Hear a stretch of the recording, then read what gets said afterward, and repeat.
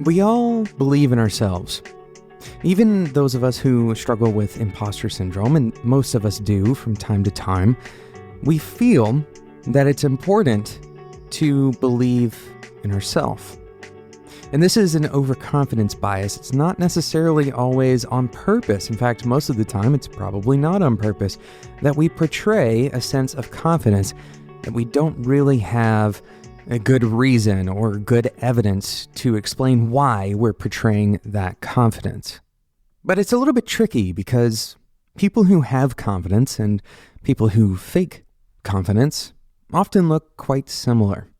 And in today's episode, I'm going to talk about 3 kind of confidence smells or overconfidence smells that you can use to kind of establish a picture of your current situation, whether it's for yourself when you start displaying these particular symptoms of overconfidence or with someone else. Finally, a word of caution before we jump into this episode. If you do indeed find out that you are working with someone who is displaying overconfidence, remind yourself that number 1, this is incredibly common, and number 2, the best strategy to deal with it is most likely not to tell them that they are overconfident.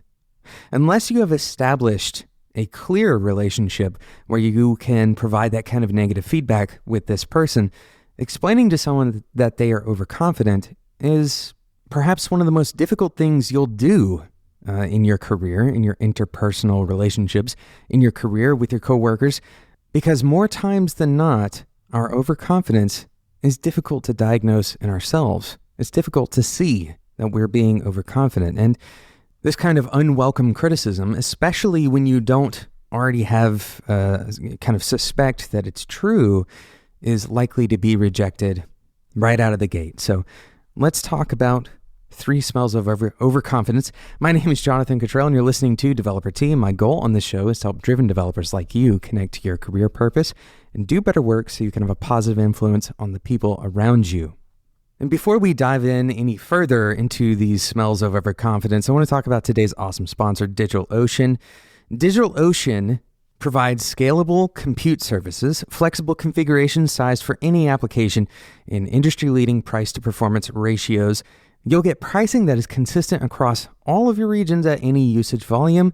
You get rapid provisioning, which means you can get up and running very quickly with new servers and replica servers.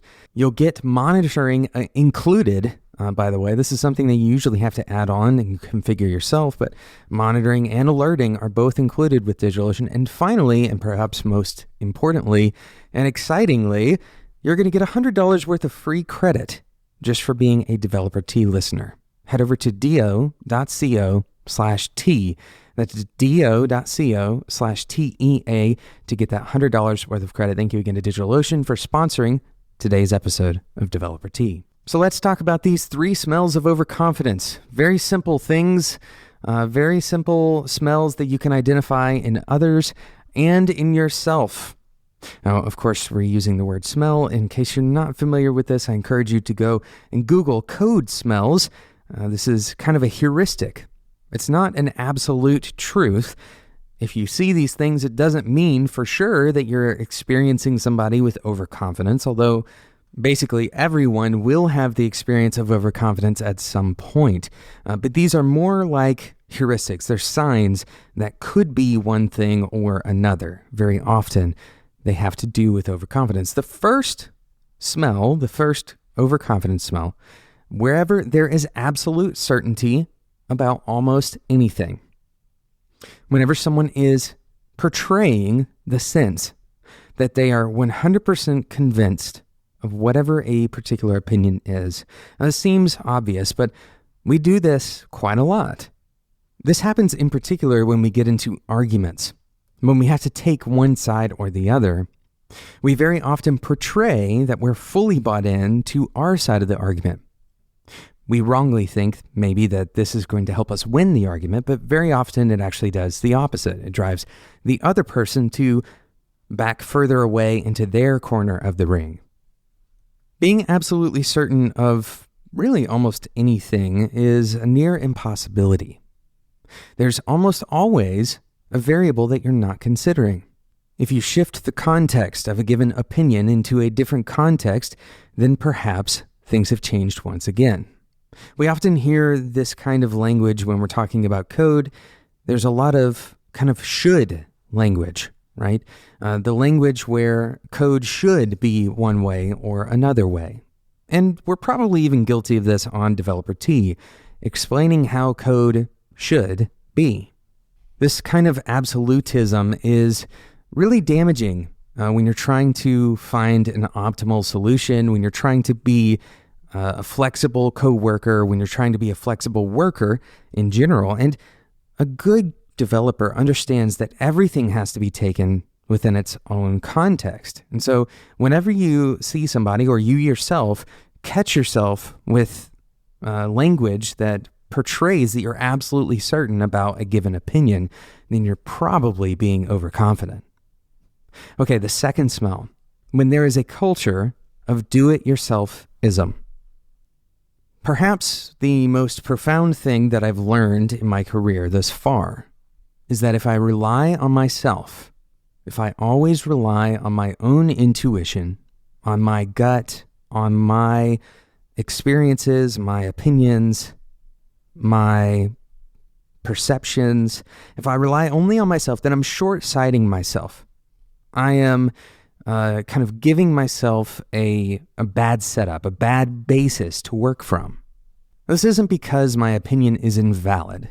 It's also not because I'm wrong all or even most of the time. Instead, there's a compounding effect of relying only on yourself. When you're wrong about one thing, and then you work with someone else and they're wrong about something different, you can kind of cross-check each other, right? I may be wrong about one thing, but my coworker is more right about that thing. And so we end up averaging each other out. And if we choose to work with people who see things in the same kind of collaborative spirit that we do, then very often we uncover blind spots, we uncover biases, we uncover these lack of skill areas perhaps, and even check each other, for example, on our overconfidence.